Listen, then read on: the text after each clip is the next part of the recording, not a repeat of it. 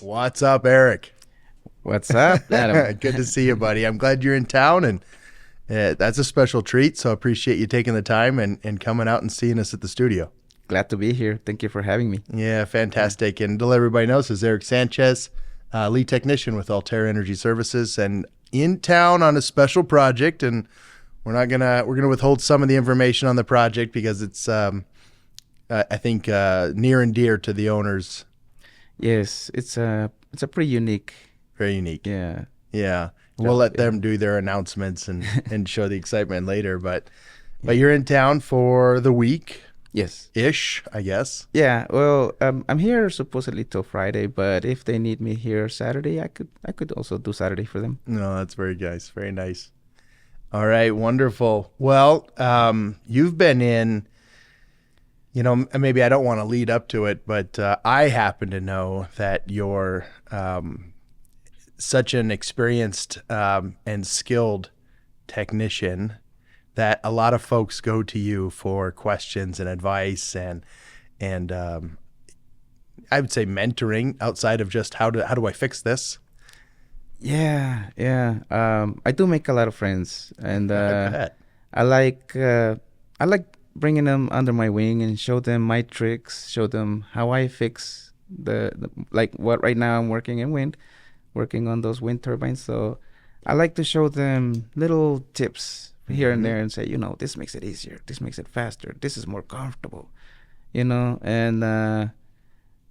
I do like the saying that goes, work smarter, not harder. But at the same time, I also don't want to just slack, No. So there's a point where you can actually work hard, be a hard worker, but working smart at the same time. So things don't get as heavy, don't take a big toll on your body as much. On your body, maybe not just the body, right? Does it also kind of take a toll on, the mind and the emotions? And Yes, yeah, it can. if you're Yeah. being frustrated, you said a while ago. Yeah, especially when you're troubleshooting something, it takes you a day, 2 days, Then there come these little jokes from the colleagues that say, "Hey, should I put a mailbox there in front of your tower? You're moving in." They're not helping you. No, it's but then you get the tower running. It's finally done. It's going. You're like, Eureka! It's done.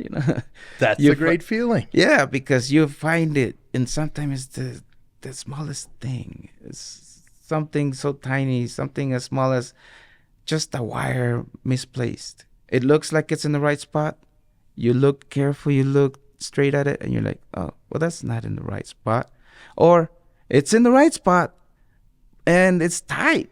You put your tweaker to it, and it's tight. But it just so happens that they have ferrules that are covered in plastic at the behind them, and it's just pinching that plastic, not really touching that metal piece that conducts. Sure. So it's something simple, You find a little break here, or you find something that's broken, burnt. Sometimes it's like a given. You step in, you open the cabinet, and you're like, yeah, I smell something, and you start searching for what is it that burnt. Yeah. Yeah. How long did it take for you to get that good? Because those are small little tricks and to be able to look at it and just determine, is it in the right spot or not? I mean, it takes an experienced and educated eye. Yeah, to some degree, but you also have to have a bit of a keen eye to pay attention to what you're looking at. Schematics, they're like great. They help you so much.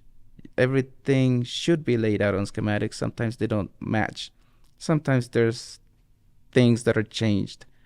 Some of these towers are 10, 20, 30 years old.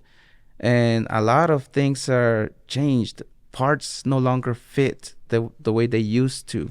They don't make the same parts.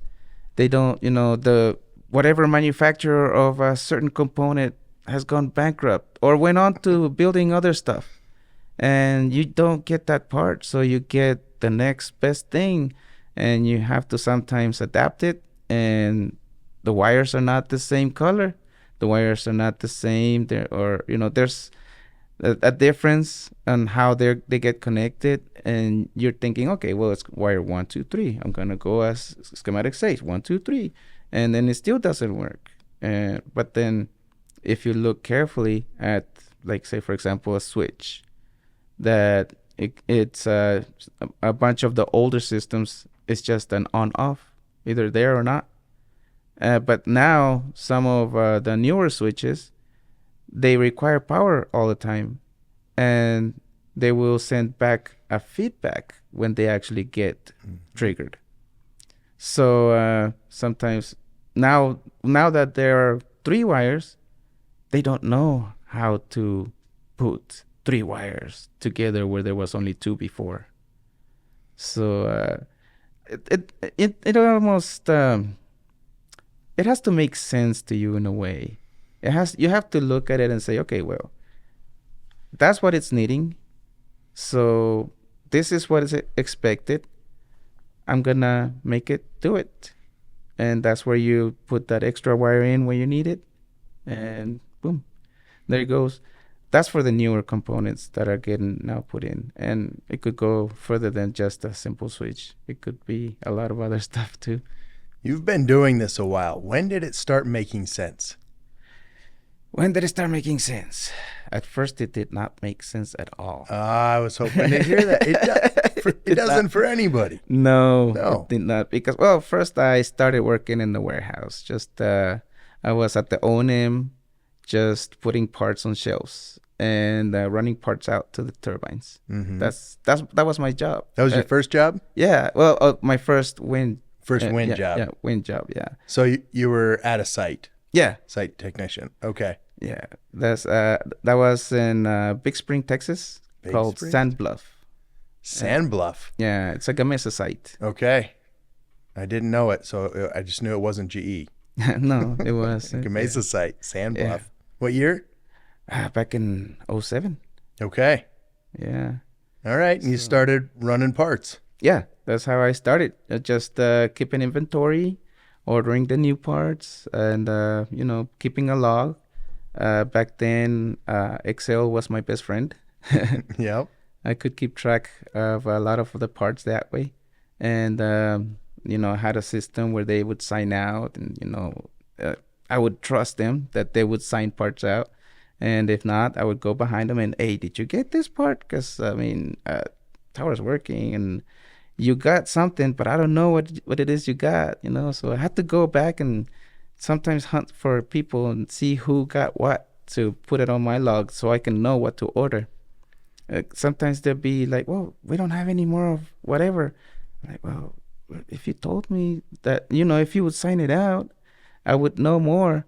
I would always be running parts up and down, and sometimes the little parts get neglected and they run out, and they're like, well, you're not doing your job. Well, I do try, I really do, but you have to help me too. I got better at it, and then the point where I became an actual technician was I was not certified to climb. Okay. And I climbed. I see. Because I called on the radio. Hey, you guys up there? Hey, I got your part. Send it back down. No. Okay, maybe on the phone. No answer. Okay, well, they need the part. Go back to the shop. They have harnesses hanging. It's those harnesses that you don't know if you're putting upside down or right side up. It's just like you kind of have to wear it.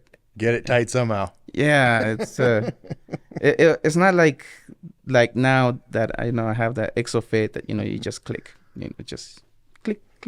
You just see it and it makes sense how to put it on. Those were just like, I know they have to go somehow. I see the guys wear them. I try to make sense of it. I put one on, got a lat safe, climbed up, brought up their part, and they're like, what are you doing here? I'm like, well, you guys needed this part, so here it is. And like, oh, you gotta get down. I'm like, why? Yeah. So they're like, yeah, because you're not supposed to be up here. Oh, okay, sorry. Came down. Manager was there at the bottom. He's like, oh, yeah, you had to climb up there. Like, I'm like, yeah, I didn't really have to, but I thought, it was nice to climb for them and give them the part. And he's like, I can't just let this pass. It's a safety issue. Yeah, it is. Sure. So I'm like, Some trouble your way then. yeah, Yeah. yeah. So, yeah, but he said, well, but good news is, it's just gonna be, now you're gonna get trained to climb up.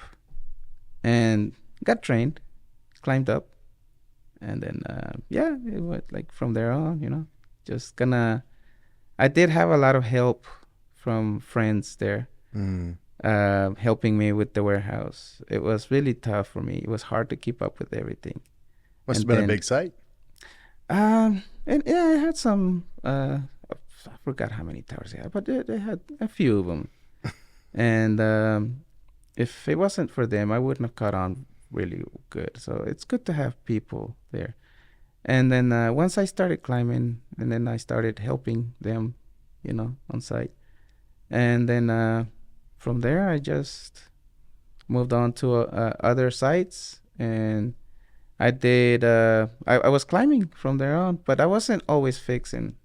They always, well, not always, but they would start me off on little things, Sure, like quality control inspections, and little by little, I started kind of getting the hang of things, how things get put together.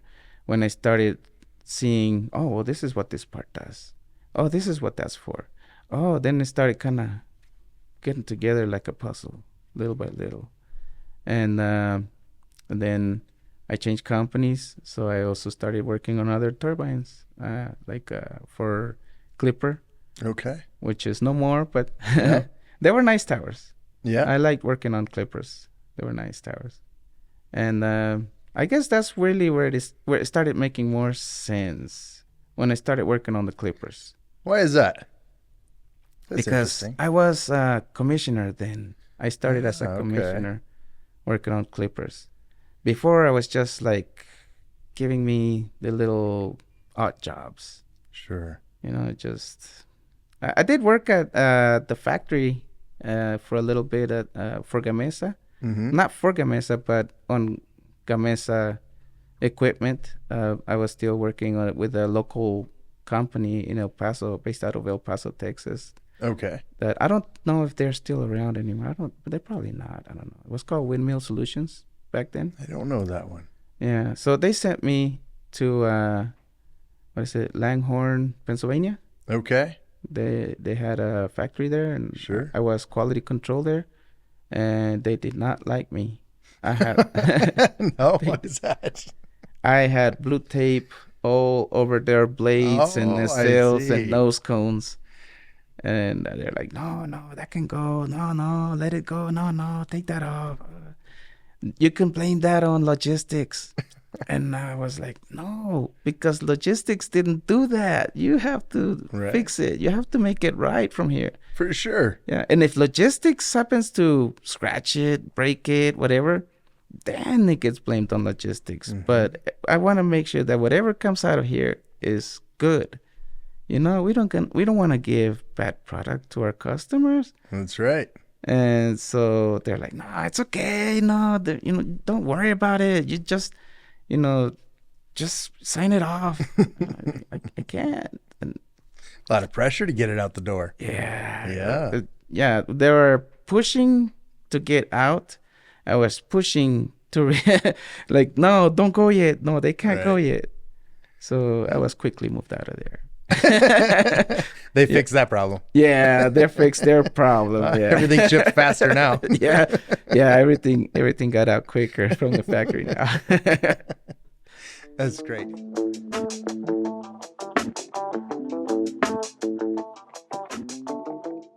We'd like to thank our sponsor, Altair Energy Services, and their highly trained, expert technical staff, leveraging decades of renewable power management experience into customized solutions for everyone to meet their energy goals and contribute to a better future for all.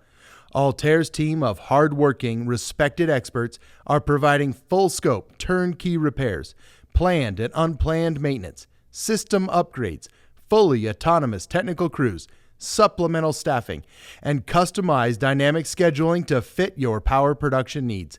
Contact Altair at info@altairenergyservices.com and learn more about their wide range of capabilities across multiple power technologies and platforms. Well, okay, so clearly very meticulous, detail-oriented seems to be part of your nature. I If do that like to started be, yes. at the beginning. I mean, even at this conversation, you were talking about staring at the individual wires and how they're seated in terminal blocks Yeah. to warehouse and then quality assurance, quality inspections. Yeah, that's so being meticulous serves you well for being, an expert technician. It helps a lot, yes. Didn't help so much in quality inspections. No. No. I get it, because there is some maybe middle ground for that one, but not for being a good troubleshooter. You need to have that meticulous kind of drive, I think, don't you? Yes, you really do. Because it's the little details that get you. Yep. Everybody goes out and, well, not everybody. I'm sure there's a lot of people that do like to do quality work, but a lot of people, they try to go for just swap a part, call it good. And yeah, it may be online, maybe a day or two, and then the fault comes back. Same fault. It has a new card, a new module, it has new harness, it has a bunch of new stuff. So it looks pretty. It does look pretty. Well, sometimes it doesn't. It depends on who did it. Oh, But it's put together. yeah. And they don't see sometimes, because it's hard to tell. You can't just open up a cabinet and right away point it out, unless you know specifically what you are looking for and an exact detail where you're gonna be focused on. But if you're just opening to find out and explore, you don't really know. You have to start looking at schematics and start matching. Okay, well, it says, for example, X4.1, and it's like pin number 20. Okay, well, let's look at that and, start looking at, start ohming out, start metering, taking measurements. Really troubleshoot. Yeah, the real troubleshoot. Earlier you said techs might tease you a little bit if you're troubleshooting to diagnose for 2 days. Hey, you're going to get a mailbox there. Yeah. Do you get some teasing if you're just swapping out parts?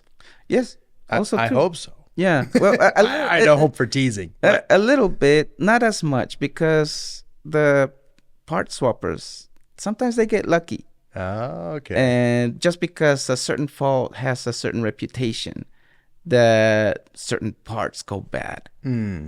They like, okay, well, yeah, I know what that is. Last 4 times it was that part, so let's try again. Yeah. Sure. So it's like like they have a pattern and they follow it. But I don't know. It's good. Okay, if that tower runs, it's a way to fix them. But sometimes they don't even understand why the parts getting swapped, what the part actually does to make what it's supposed to do. Sometimes it's just, okay, well, it's just that part, swap it out, boom, boom, done, out, And maybe you don't know what the part does. You Sometimes just know they don't. good, bad. Yeah. Well, sometimes they have a little bit of a concept, like an encoder, for example. Okay. They know that it keeps track of like RPMs or positions. They know that little bit of a basic. But like, for example, on a hub, that it keeps a certain degrees. It turns so many times to interpret by the system for so much movement on a blade.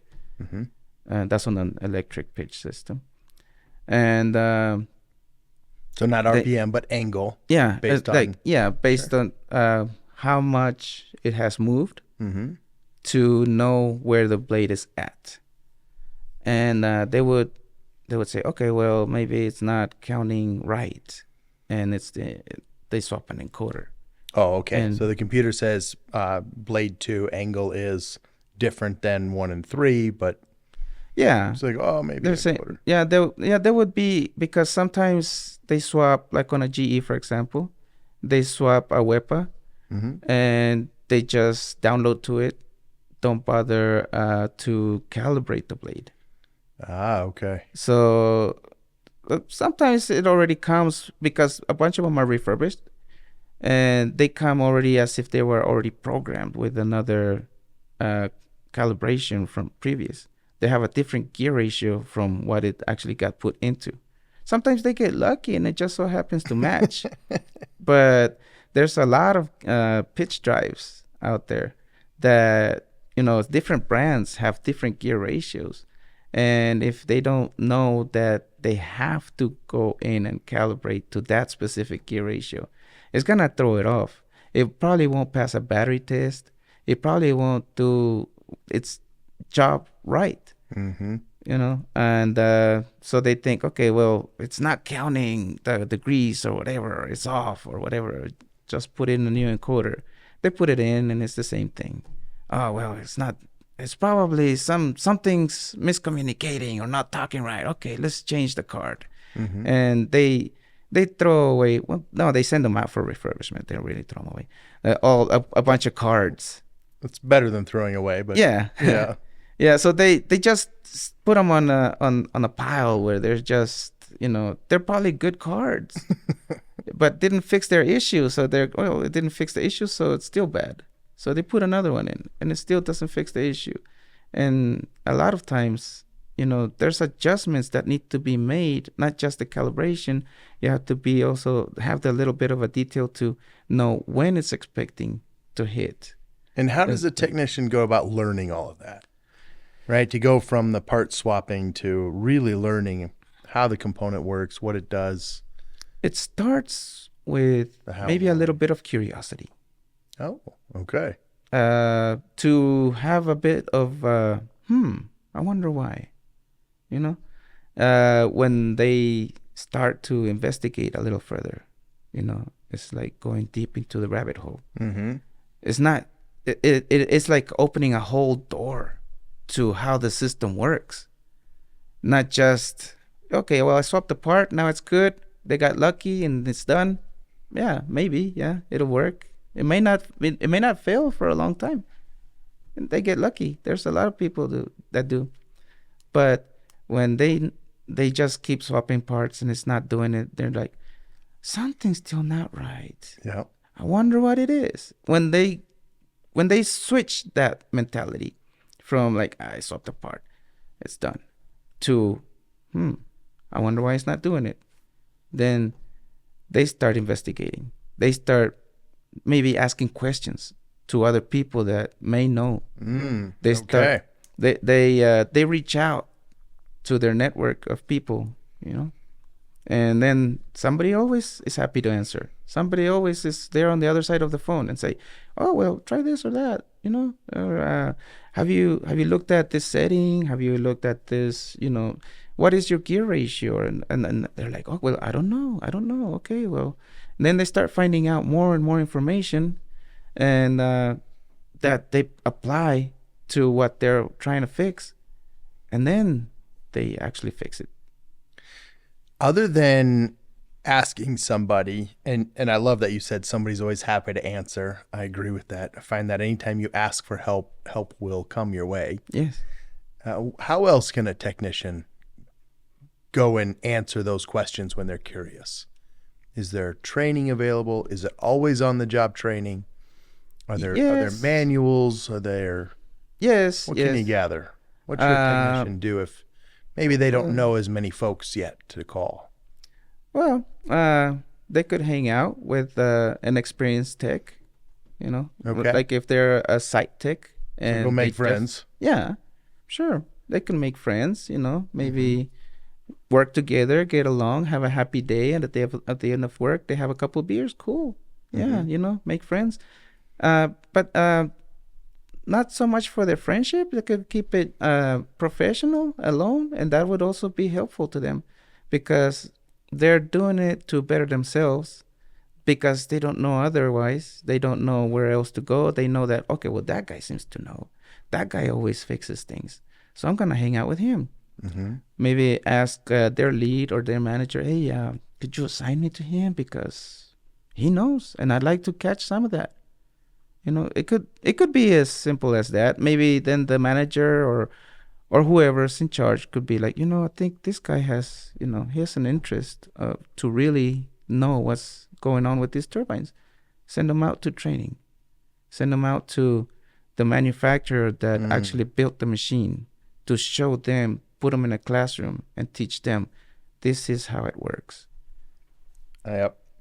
Is that how you learned quite a bit, was from asking people and Yes, that's how I started. finding the folks that you could tell really understood and then asking them questions about components, Yes. how they work? Yes.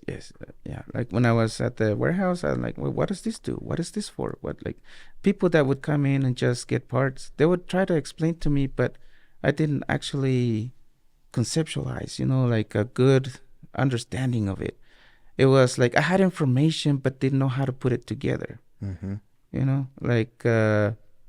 Like for example, back then I had these long sensors. They're called the Baloof sensors, or some people call them Baloof sensors. I know this one. They go into the pitch ram. They have a hydraulic pitch ram.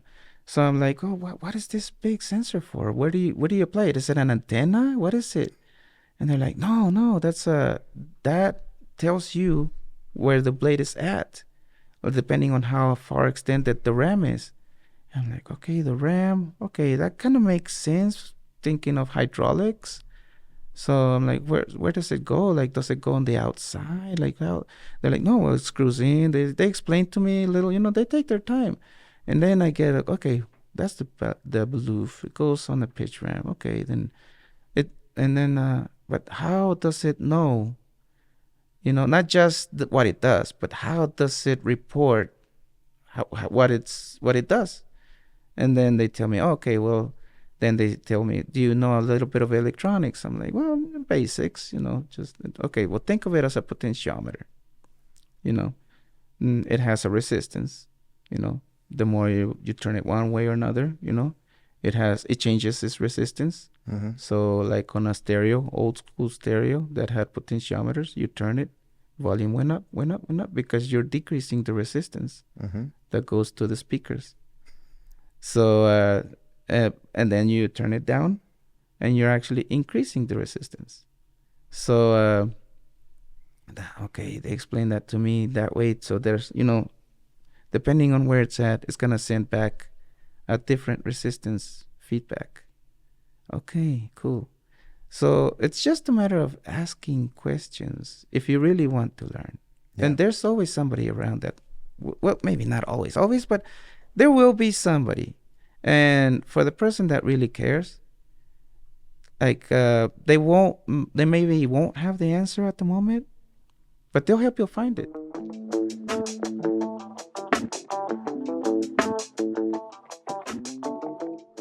Let's thank our friends over at Renew Safety, your proactive partner in safety solutions. With comprehensive safety consulting, ensuring compliance with all safety regulations and standards. Expert staffing solutions, providing trained safety professionals tailored to your project's needs. Commitment to sustainability, promoting a safe and sustainable working environment. Contact Renew Safety at info@renewsafety.com and speak to one of their industry experts about their proven track record for safety management on numerous projects. Or perhaps you're looking for construction safety staffing, contractor monitoring, incident investigation, or program development and training. Check out Renew Safety at renewsafety.com. Yeah. That's right. There are people that care, and that will always help you find it. There are people that know the answers and are happy to share it because they went on that same journey to go find out. Yes. Right? How does a resistor work? How does potentiometer work? How does, linear transducers work? And there might be some magnetics in this one, the Baloof. I've seen it once, but all of these things for positioning. You talked about encoder, you know, it's much different, but also used for positioning Yeah, in a different way, it right? isn't. Yeah, yeah, Right. it is in a different way. And the folks that have figured that out, they want to share, right? As clearly you do when folks are calling. Yeah. They can call me and they can, ask me, hey, so I'm stuck with this issue. What is it? What do I do? Then I start asking them questions. Okay, well, what is it doing or not doing? Okay, well, go to, I scroll schematics with them along. They have the same schematics as I do. I'll go and then just, go through my pages. Now it's on my iPad. I used to have actual schematics on books, and then I moved on to electronic. So it's a little more practical, especially if they have hyperlinks. How about books? Can you find books? And did you ever on how a resistor works, how a potentiometer works? Yeah. Did you go that route at all? Yes, I did take an electronics class in high school. Oh, okay.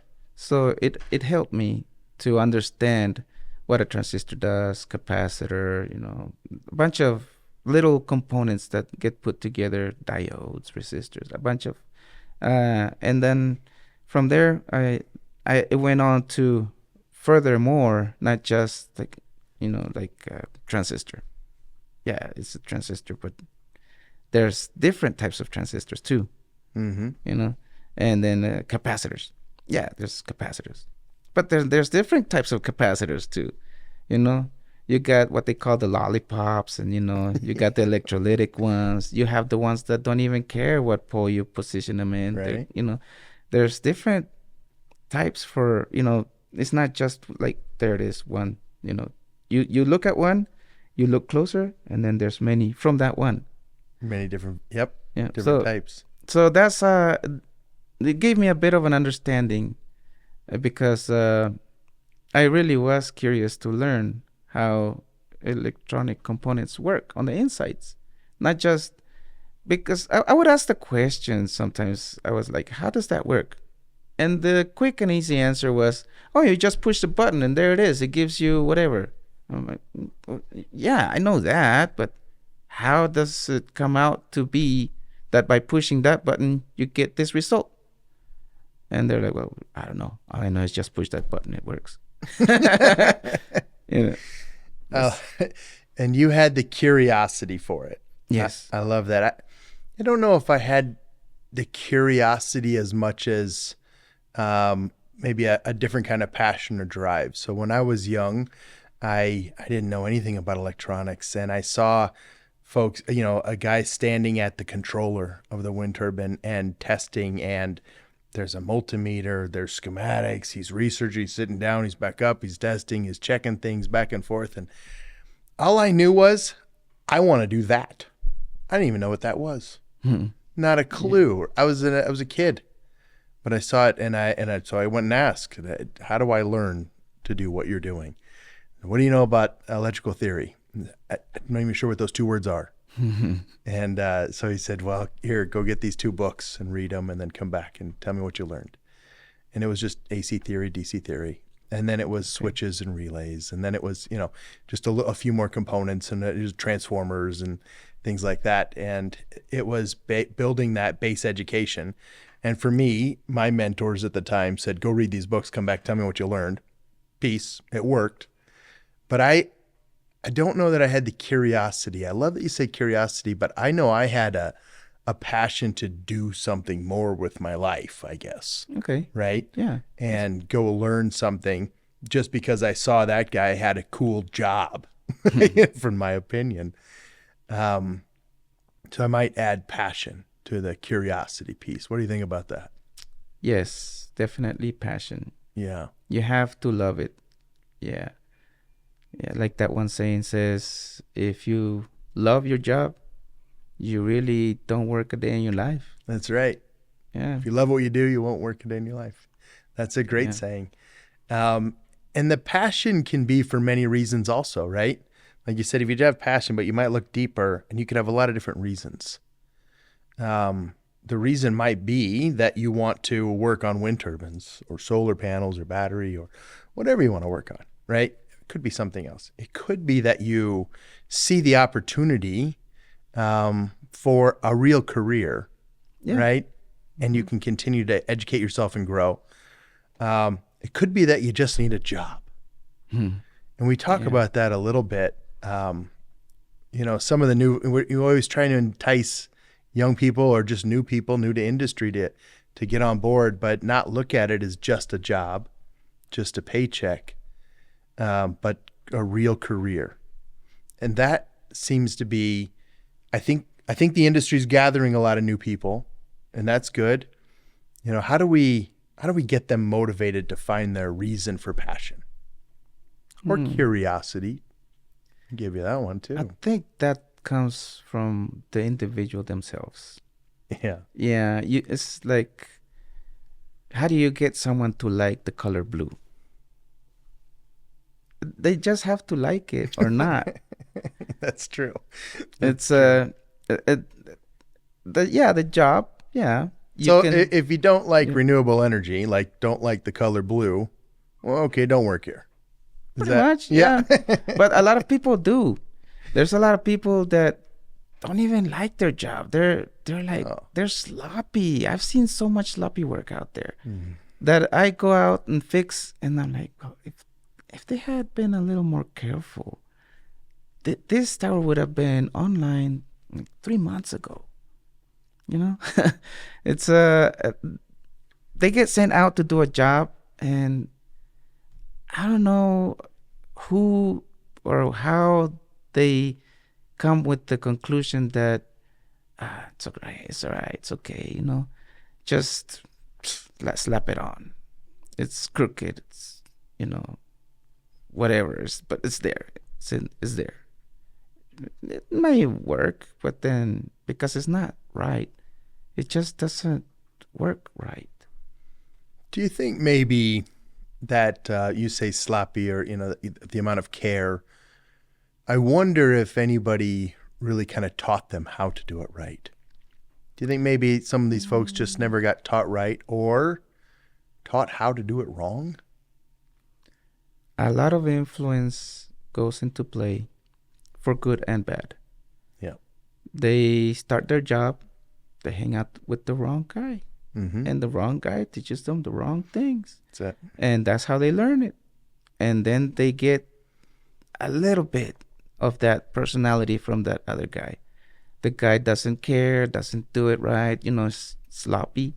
So they end up training a sloppy tech too.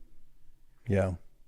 But then sometimes, even with a sloppy teacher, the student doesn't have to be sloppy. No. They can be like, well, I don't know, it doesn't feel right. They can look at how they're doing it. They can understand why it's been done, maybe because of a previous experience, or they have previous knowledge. They can understand more or less what they're doing because of they have had so much experience, a little bit, but they're still in their beginning stages to keep learning. But the guy that teaches them is sloppy. They're like, well, I don't know.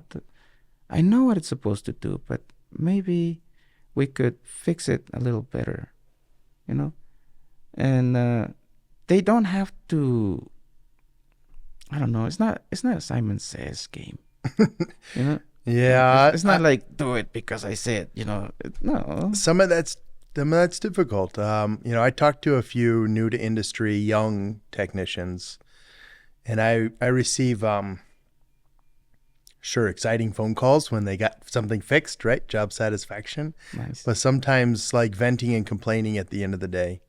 Here's what we did today, and you won't believe it. We did it. It just looks horrible.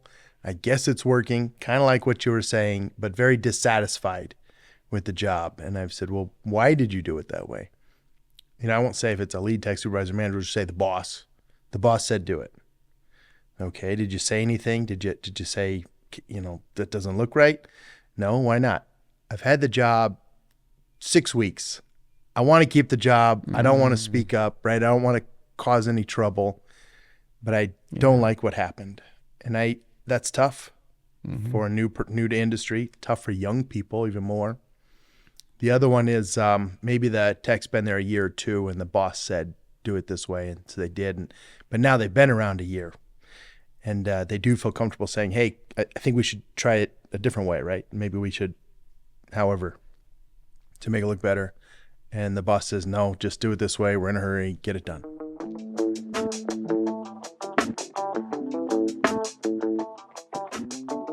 We'd like to take this time to thank another one of our wonderful sponsors, Podge Engineering. Podge Engineering, making wind and solar all we know it can be. Are your renewable energy assets underperforming or not performing at all? Did you expect many years of longevity and they're failing on you now?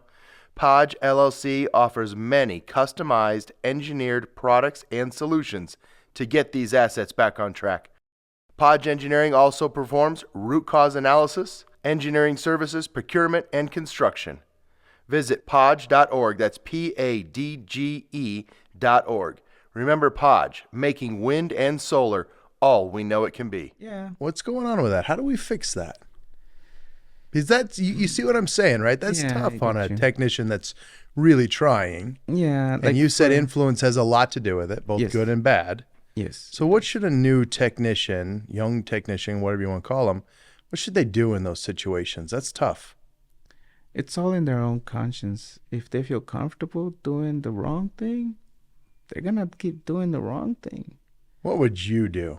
What would I do? Let me ask this a different way. My conscience wouldn't let me if I knew better. If that's the only way, that's how I was taught, and that's the only way I know because I don't know any better, I might do it the wrong way, but not knowing that I'm doing it the wrong way. But when I know better, I guess I'm not so easily influenced into doing it the wrong way. Well, that's unique and powerful. And now we're going to start with the What Would Eric Do series, I think. Because that is, Eric, I mean, that's kind of the gold standard, right? If you have the conscience, if you have that integrity built into you, that you're not going to do something subpar. Yeah. It all... to have the courage to say no. You do sometimes need to stand up and say no. Especially when safety. With safety, with quality, yes, by all means. Of course, do it right. But first, be safe about it. Make sure you're doing it right. My grandpa, I'll share this little secret. Well, it's not a secret so much, but, All right. My grandpa, one of his few words of advice, I was a young kid, like just maybe 6, 7 years old, and I still remember it. He's like, he called me mijo. He's like, mijo, do whatever you want. Anything. Just do whatever you want. Life's too short. And I'm like, okay. Abuelito, okay. Like, what if I end up doing the wrong things and then I get in trouble? What if I'm going the wrong way and I'm doing bad things and then I gotta pay bad for it? He said, well, not if you do it right. And not to incentivize people to do the wrong thing, but just to do things right, So whatever it is that you're doing, do it right, and things will work. Things will work out. Just do it right. Just do it right. Yeah. Okay. That's difficult, right? But now I'm going to come up with other scenarios just to give you the what would Eric do question on a couple of these.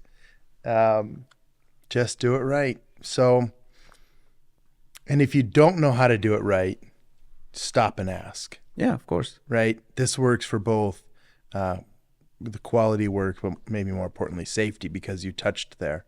So if you don't know how to do it right, stop and ask. And wait until you get the answer. Wait until you truly understand it. Right?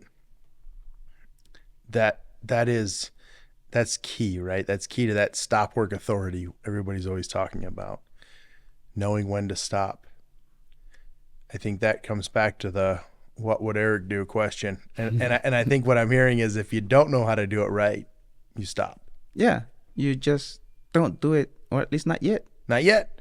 Yeah, you're not saying I'm not going to do whatever. No. Just not right now. Yeah. We're going to go. Because you're focusing on doing it right.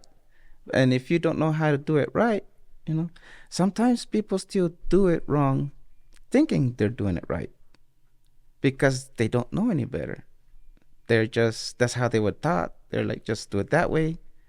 It has worked maybe several times, but then there's that one time that always comes back and just gets you. Yeah. I think, that brings in my mind the Altair start work authority piece. It's, if you don't know how to do it right, it's stop work authority. But that doesn't mean you're never going to do it. Doesn't mean it's not going to happen, just not right now. And how to use your start work authority means go ask your questions, find the information. Yeah. Maybe even be a little proactive about it. Oh. That something is coming up. Like you have a certain task. You have a certain list to do. And then maybe do a little bit of a research before you get there. Mm-hmm. Start asking questions so that you don't just show up like, okay, well, I'm here. Okay, what do I do now? No, you already have a little bit more information. You have a little bit more insight into what it is you're gonna actually be doing. Get some advice from the people that have been there and done it. Yeah. I remember some of my early travel days. There was, even in the late 90s, there were still traveling technicians, and I assume the life's pretty similar. But was able to connect myself with a couple of other techs that also had that kind of curiosity or passion. And several nights we would just order pizza, in the room and study schematics or whatever drawing we had or information about a system so that the next day we knew how to get ahead of it. That proactive piece. That was on our time, right? Yeah. It helps a lot. It's not time card time. That's that's making ourselves better. Well, yeah, like another saying that I like is the more you invest in yourself, the more you will be worth. That's very true. Whether it's going through schematics with a friend or by yourself too, looking back and forth and, pointing out things, like you can make your own, like a cheat sheet. Mm-hmm. But it's not really cheating because you went and did your whole homework, like a point to point, that it may go through 4, 5, 6, 10 different pages on a schematic book. But when you do a point to point and you say, okay, well, now I got it condensed into this one little piece where you can just follow along and just see if it's there from beginning to end. And it really simplifies troubleshooting a lot. Yeah. And you don't have to be flip-flopping pages on a real book or even on digital. You don't have to be hunting for it because you already did that homework. Ahead of time. Proactive. Yeah. Well, Eric, you're a great technician. Your reputation precedes you. We've only known each other about a year, and we haven't known each other very long. Yes, about a year-ish. And I am just always amazed by how many folks call you up specifically with these questions. And so you're an amazing expert technician. And I think kind of what I heard is you want to be a great technician. Well, you might get lucky once in a while, Mm-hmm. but you better find your curiosity and your passion if you really want to be great. Yes. And not just with troubleshooting or working in wind, for that matter, for any job. Do what you love to do. And you will do it right because you love doing it. It's almost natural to want to do it. So it's even more rewarding when you get paid. That's right.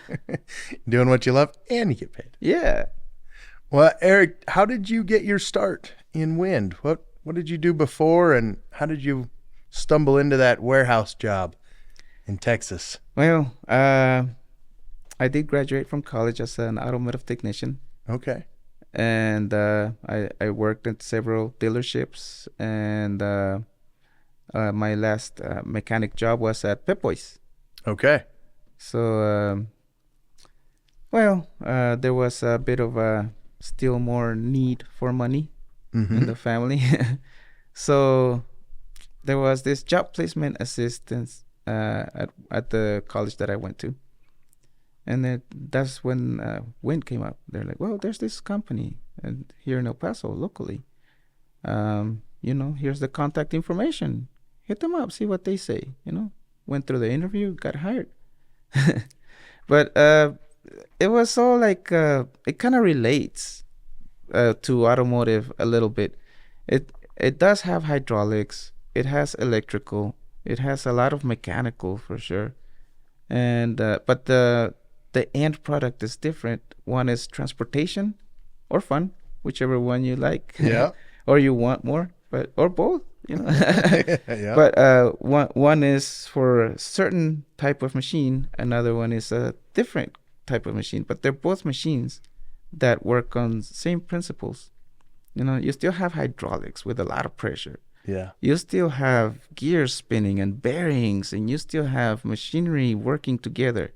You still have electrical components, electronics working together, communicating and doing their jobs. Yeah. And in the end, they deliver whatever it is that you wanted. You step on the accelerator, it takes you. You turn on a switch, you get lights.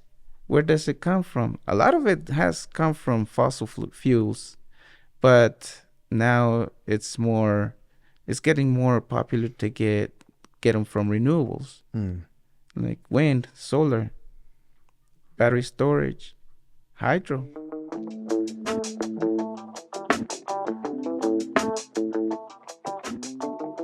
This episode brought to you by RST Cranes. With over 30 years of experience, RST Cranes brings the industry expertise to every project.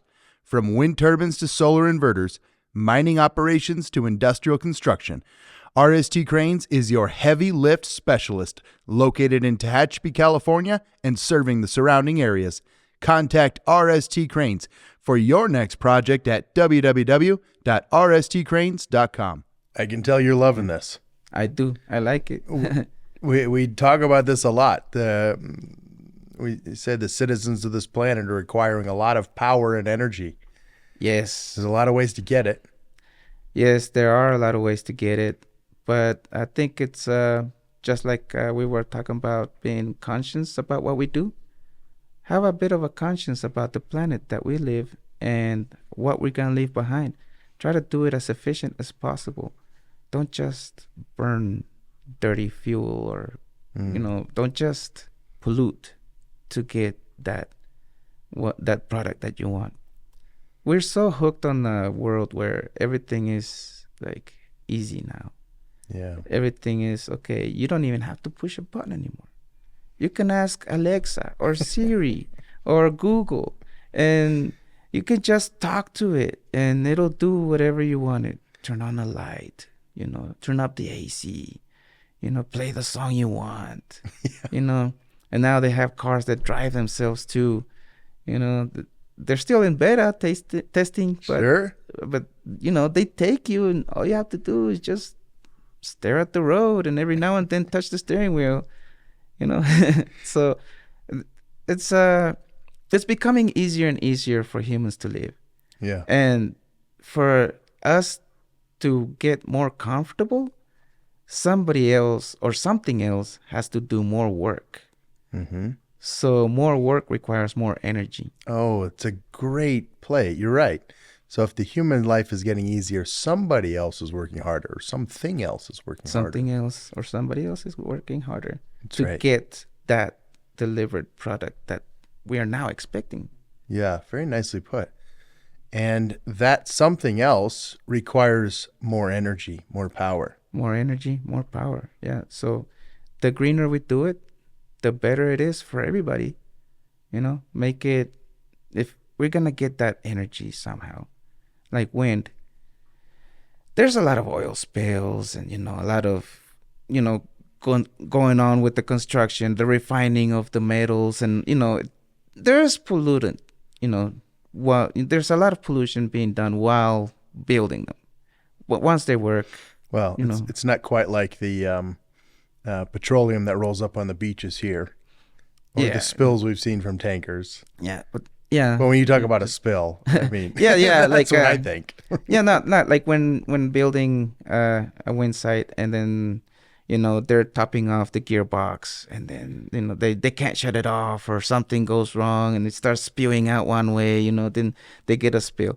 It's But these are small spills. These are I mean, small spills. It's a small Yeah. canister of oil. Yeah, You're yeah. holding it. Well, no, sometimes these are big. Oh, when you're you putting know, in the full jugs. Yeah. Yeah. Yeah, these are big totes. The big totes, They right. have hundreds of gallons in them. But it's still not as much as like an oil tanker that just Right. kills all the sea life around it. Right. That's what I was trying to compare it to. for Yeah, it's not folks that watching big. when they hear oil spill. Yeah, it's not that big. Right, So there's still a little bit of pollution while they're getting built. But once they're built, if they keep them up, if they have good maintenance, they don't have to leak as much. No. They don't have to. They don't have to be bad at all. It's just a matter of keeping up with them. Yeah, that's interesting. I've heard that argument about, what you have to burn fossil fuels and use oils and things like that to create the wind turbine. Sure, you need that to create any generator. Yeah. Well, I don't care if your generator is going to use oil or gas or anything to power it. Everything still has to be created. Yeah. So that's equal, right? And then, as you put, it's just operating. So you're not continuing to burn or consume or pollute once it's operating. Yep. Once it's working, then you just sit back and collect, but keep it up. That's right. Keep it working. And keep your Alexa playing your songs and turning your lights on. And Yeah. I hope we didn't turn anything on when we said that just now. Those things are listening all the time. Yeah. It's not just even converting anything over to renewables, because it's really we need more power, right? We need more generator. We need more generation. Someone's on here. Joe was on here. We got talking about how the AI is hungry and requires more, and we like that, I guess. Oh, yeah. Right? Oh, yeah. We like that. AI helps us a lot. Yeah. But the smarter they get, the more power they consume too. And it's a ton of power. A ton of power. Yeah. So, and we need a fair percentage of this to be coming from a renewable source, so that, as you put, we're helping ourselves, helping the planet, helping the future. Yeah. We got to think of what we're going to leave behind for our next generations following us. Maybe some people don't want kids, and that's fine, but we gotta keep in mind that, we're not the only ones living here. There's a lot of people that we're sharing this planet with. And the more people actually come together and, just be more, how can I say, conscious about everybody else will be happy. Like everybody, there will be not much pollution, not much, greed. The greed is horrible. That's what drives a lot of people. That's what causes a lot of bad. It's a tough one. You need the money to create generators of any type, renewables, but you need it to make money. Yep. So it doesn't happen. Yep. It's got to be profitable. Yep. If it's not profitable, people won't invest in it. People won't do it. They're like, what is it for? I'm like, it's cheaper this way, or it's easier that way, or I'm just used to this other way. Why should I need to change? Why should I need to move on to something else? And so for some others, they're like, well, no, I'm selling a lot of oil. I'm selling a lot of fuel, diesel, gasoline, I'm selling a lot of gas. So I don't want to give that up. People keep burning it up so I can keep selling it to you. That sounds like, to your other analogy or example earlier, doing it the sloppy way. Mm-hmm. It might work, but it's not right. It's not right. And if we said, what would Eric do? It wouldn't be the oil and the coal and the pieces like that. You would put in the renewable energy. Yeah, It's the right maybe way. not cut it off like it's instantly. Sure. You know, start fading it out. You know, do like a transition. We're here with oil. We're here with renewables. Maybe start cutting it down a little. And maybe there's always some mix. Yeah, Maybe there's always some mix, just to balance, right? There could be. because it's not just oil that gets burnt that pollutes. Cows. Well, I don't know. I sure like eating beef. We all do. We're getting used to it. When we all Yeah. get used to it, we want it. We love it. We're hooked. We're hooked on our Yeah. ways. And Our ways pollute. the real beef. Well, Eric, I can't thank you enough. You definitely have a passion for renewable energy I do. and I like the right curiosity for power generation that I guess led you to this point where, you know, you've been an expert now for quite some time. It's clear just because it's true. Your reputation precedes you. Even though we've only you. known each other about a year or so, I've heard a lot about you. Well, thank you. Yeah. And you know what? You've given a lot of advice to technicians, and I really hope they listen to this and take that and apply that to their own jobs, their own careers. What else might you want to tell a technician joining renewable energy today? Take pride in your job. Mm-hmm. If this is what you want, it's because you want it, not because you just want just a check. You know, take pride in your job. Whatever it is that you do, take pride in it. It'll be better for everybody. Even the bakery. Mm-hmm. You know, you get a good piece of bread, you know, delicious. Somebody put their heart and, you know, soul into it, and now you're enjoying it. You know, whatever it is that you do, just take pride in your job. Well, this is great advice. All right. And I just got to say, for any techs that want to become great troubleshooters out there, I think you need to start asking yourself, what would Eric do? And you'll end up with plenty of work and great opportunity and job satisfaction. That's really right? weird. Because you weren't stuck with that turbine for days, not finding the problem. You weren't going back to it for months because of the same fault, swapping out the parts. And you got to understand the technology, the product, how everything works. Find your passion and curiosity. Yep. Find it, get it, don't let it go. I love it. Eric, thank you so much for coming by, and I look forward to you coming back and sharing some more of that good technician knowledge with us. Sure, would love to be back. I appreciate it. Thanks. Thank you. Bye.